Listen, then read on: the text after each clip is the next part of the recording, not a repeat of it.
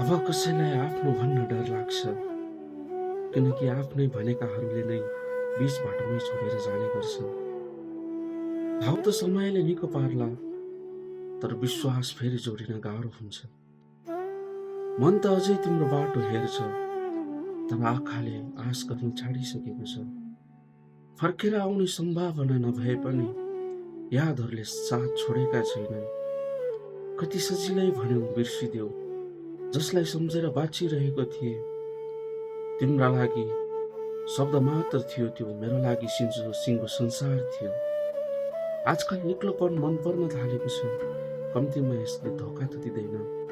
मान्छेहरू जस्तो नजिक आएर अचानक टाढा त जाँदैन।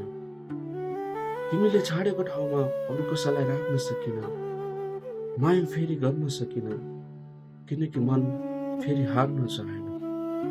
पहिले दुःख हुँदा तिमी सम्झिन्थ्यौ, आज दुःख हुँदा तिमी नै सम्झिन्छु। समय बदलियो, मान्छे बदलिए, तर यो मन कहिल्यै बदलिन सकेन। मौन बस्नु कमजोरी होइन, थाकेको मनको बाध्यता हो।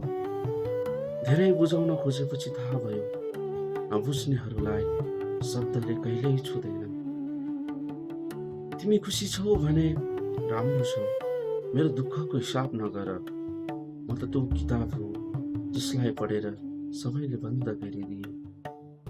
कसैलाई दोष दिन्नमा, भाग्यले पनि आफ्नो काम गर्यो, तर साँचो माया गर्ने मनलाई एक्लो हुन बाध्य पार्यो।